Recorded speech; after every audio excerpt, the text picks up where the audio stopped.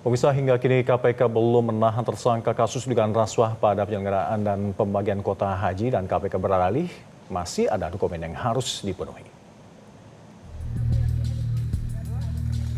Komisi Pemberantasan Korupsi telah memeriksa mantan Menteri Agama Yakut Khalil Qomas dan eks-staf khusus Menteri Agama Isvan Abidal Aziz alias Gus Alex dalam sepekan ini. Pemeriksaan dilakukan untuk melengkapi berkas perkara dalam kasus dugaan korupsi pada penyelenggaraan dan pembagian kuota haji di Kementerian Agama. Gus Alex terlebih dahulu diperiksa oleh KPK dalam kasus ini. Pemeriksaan terhadapnya dilakukan oleh Auditor Badan Pemeriksa Keuangan atau BPK. Pemeriksaan terhadap Gus Alex berkaitan dengan hitungan kerugian negara. Usai diperiksa, tersangka kasus dugaan korupsi pada penyelenggaraan dan pembagian kuota haji itu irit bicara dan meminta semua pertanyaan dicecarkan kepada penyidik.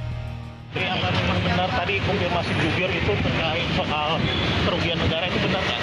Berarti langsung penyidik aja? Oh, kalau begitu. Beberapa hari setelah pemeriksaan Gus Alex, KPK memeriksa Yakut Khalil Qomas sebagai saksi yang berstatus sebagai tersangka.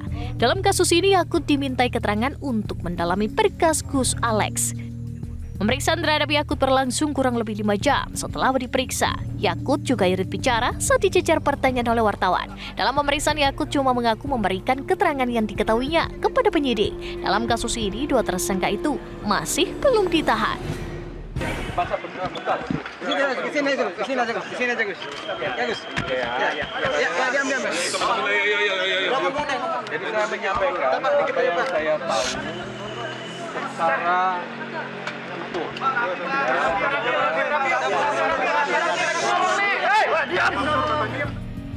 Juru bicara KPK Budi Prasetyo menyebut penahanan terhadap Yakut dan Gus Alex belum bisa dilakukan saat ini sebab hitungan kerugian negara belum rampung didapat oleh penyidik.